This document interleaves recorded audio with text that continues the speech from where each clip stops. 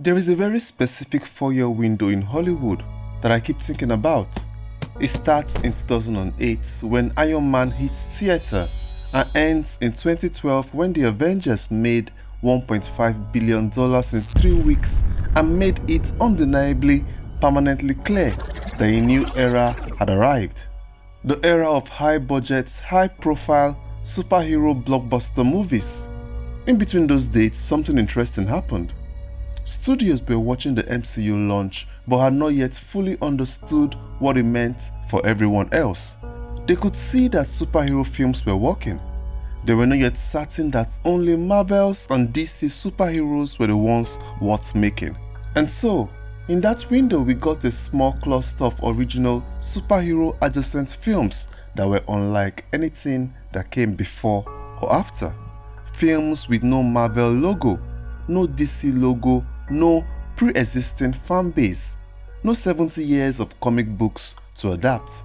The 4 films I want to talk about are Jumper, Push, I Am Number 4 and Chronicle. They came out between 2008 and 2012. None of them are based on anything you would recognize. All of them were designed as franchise starters. All of them failed to launch their sequels, and all of them are more interesting in retrospect than almost anyone gave them credit for at the time. To understand what makes these 4 films worth discussing, you need to understand the landscape they were released into. Iron Man in 2008 was not yet a cultural juggernaut. Marvel Studios had no guarantee of anything. Robert Downey Jr. was having a comeback. Tony Stark was a C-list character that general audiences really did not care about. The film was financed with a $525 million credit line from Merrill Lynch that Marvel had to borrow against their own characters. It could have easily failed, and yet it did not. Iron Man made $585 million worldwide and launched the thing we now know as the MCU. The following year, Disney acquired Marvel for $4 billion. By 2012, the Avengers proved that the formula worked. But here's what matters for this conversation. In 2008, 2009, 2010 and 2011, none of that was settled yet. The MCU was building momentum, but it had not yet closed the door on everyone else. Studios were still experimenting. Jumper opened on Valentine's Day 2008, the same year as Iron Man, and asked a question that no superhero movie had really asked before. What if someone got superpowers and just used them for themselves? David Rice discovers at 15 that he can teleport. He falls through a frozen river. Instead of drowning, he teleports to the floor of his local library, and his very first decision is to go back home, grab his belongings and leave. He ends up in New York. He breaks into a bank vault by teleporting directly inside it, takes enough money to furnish an apartment, and proceeds to spend the next 8 years living the most outrageously selfish life possible. He surfs in Fiji in the morning and eats dinner at the Colosseum at night.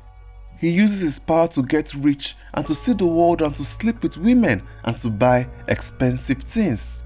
He does absolutely nothing useful with it. This is a superhero movie where the protagonist is not a hero.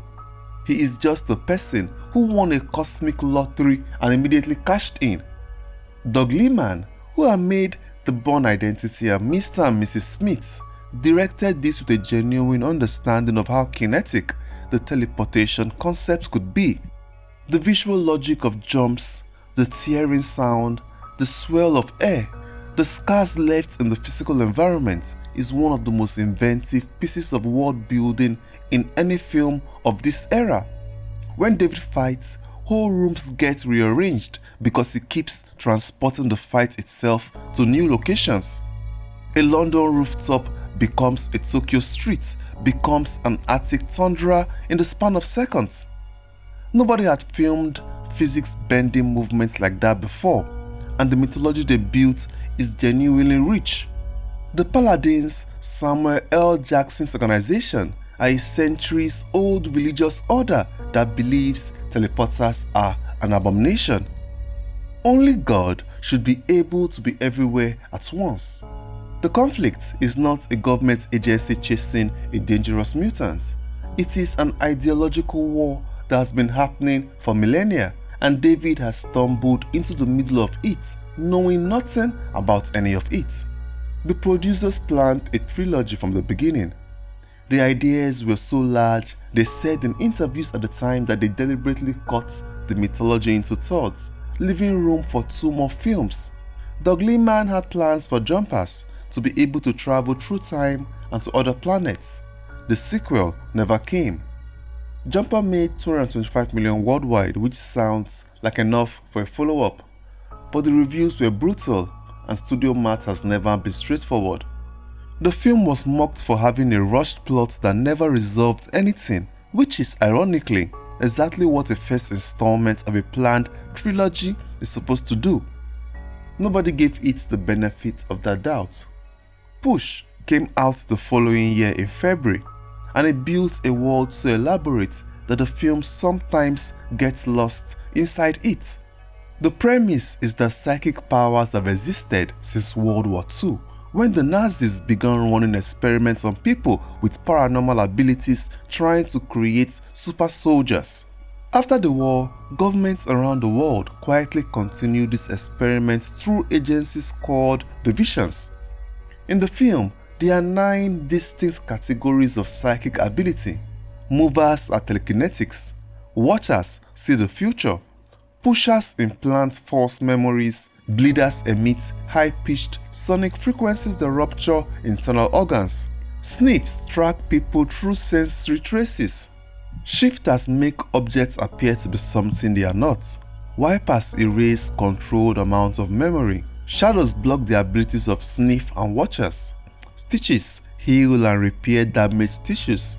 9 categories, each one internally consistent with its own rules and limitations, each one designed to interact with the others in specific tactical ways. Push spends enormous creative energy on its power system, and the film it produced is dense with the implications of those rules. For example, when Cassie draws the future in her sketchbook, she can see what will happen but not what caused it, and anyone else who can see the future will see the same vision. So the way to fool a watcher is to make decisions that nobody has seen coming, which means the plan has to be hidden even from yourself. The film was shot in Hong Kong, a city of shadows where people can disappear, and visually, the film uses the city stunningly, dropping its psychic refugees into the back alleys and neon-lit corridors of Kowloon, and letting the setting do the work that the budget could not always afford to do in effect.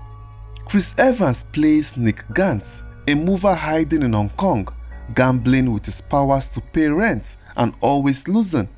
At the time of filming, Evans had just finished the Fantastic Four franchise.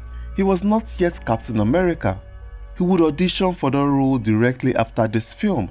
In Push, he is playing a man who treats his extraordinary power the way most people treat a skill they have never fully developed. He uses it badly and it gets him in trouble. Push made $48.9 million worldwide. No sequel was made. Chris Evans went on to play Captain America for a decade, and the world of Push was never revisited. I Am Number 4 was released in February 2011, and it is the most complicated of these 4 films to defend because unlike the others, it has a very muddy production history that bleeds into the screen. The book the film was adapted from was written under the pseudonym Pittacus Law, which turned out to be a collective pen name for James Frey, the author who revealed that his memoir, A Million Little Pieces, was largely fabricated and semi-fictional. Frey had developed a model of literary production that critics compared to a content factory. He would hire young writers for small flat fees, use a shared pseudonym, and produce high-concept young adult series rapidly. The book that became I Am Number 4 was optioned by DreamWorks before it was even finished. Steven Spielberg and Michael Bay were attached as producers. The studio beat out J.J. Abrams in a bidding war to secure the rights in June 2009, more than a year before the book was published. The simultaneous release of the book and the film was an intentional marketing experiment. Both came out in early 2011. The studio planned at least 6 more installments. None of that backstory makes the film bad. The concept of the movie is this: 9 alien children sent to Earth as refugees being hunted by their enemies one by one in order. It sounds like a very solid idea on paper. The children can only be killed in sequence, which means that number 4, our hero, can never be targeted until 3 is dead. In the opening scene, we watch number 3 get killed while number 4 feels it thousands of miles away. But the production was troubled in ways that found their way into the final film. Tensions between the lead actor and the director reportedly ran so high during filming that the CEO of DreamWorks had to personally intervene. The lead actor, John, who had been positioned as the next big thing in Hollywood, was developing a reputation for behavior that studios found difficult to manage. The leads, John Pettifer and Diana Agron, also generated little chemistry on screen, which was the one thing the film needed most. The love story takes up more of the runtime than the mythology does, which I think is a creative miscalculation. The film has a mythology worth exploring. 9 alien children across America, each developing different powers, each protected by a guardian, each connected through a series of artifacts they carry. It has a villain, the Mogadorians, which could have been built into something more interesting across a longer run.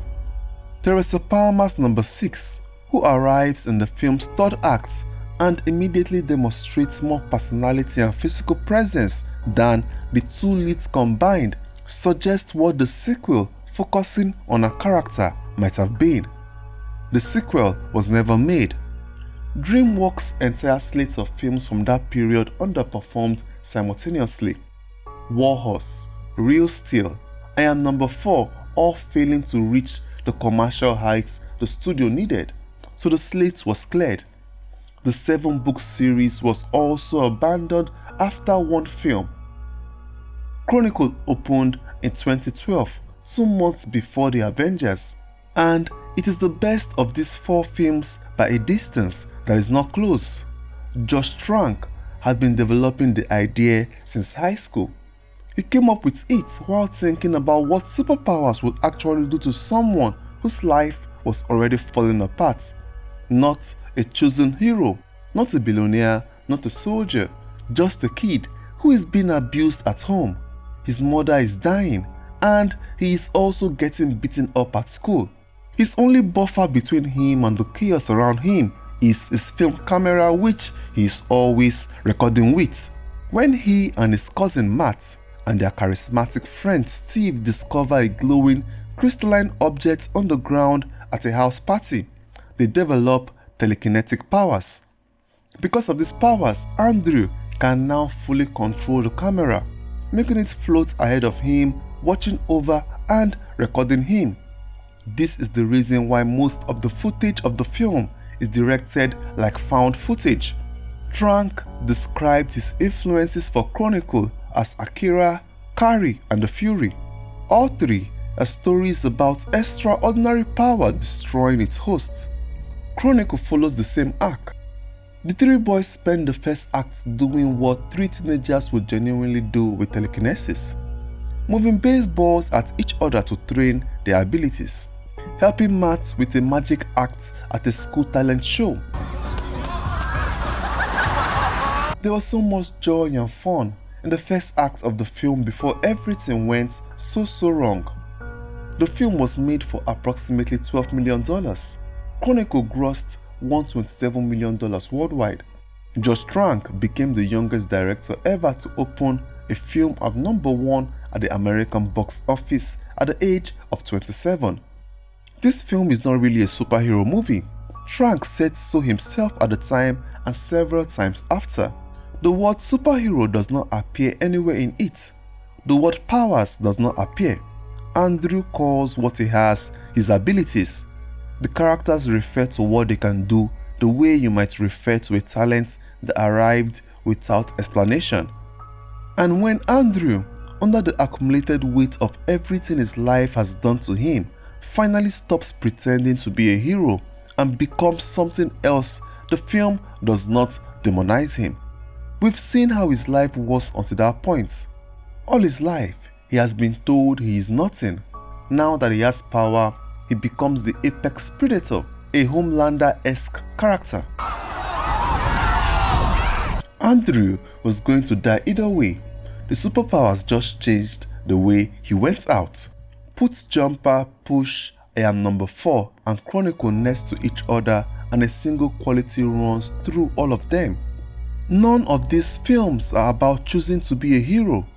In Jumper, David Rice uses teleportation to avoid every obligation he might otherwise have. He does not fight crime. He spends almost the entire film trying to protect himself and the woman he loves. In Push, the Psychics are not a superhero team. They are refugees. They are people whose abilities make them targets rather than saviors. And their goal the entire film is to outmaneuver a government that wants to turn them into weapons. What the MCU gave audiences at its best was the pleasure of watching people choose heroism. There are rumors that I Am Number 4 is being rebooted. I miss when studios took chances. Hopefully, we get to see more original superhero movies. But honestly, there is barely any. Looking at the confirmed movies through 2027, almost everything is existing IP. The MCU has Spider-Man Brand New Day, Avengers Doomsday, Avengers Secret War, Amos War, and Blade. The DCU has Supergirl, Clayface, The Batman Part 2, and The Brave and the Bold. Spider-Verse 3 is still coming.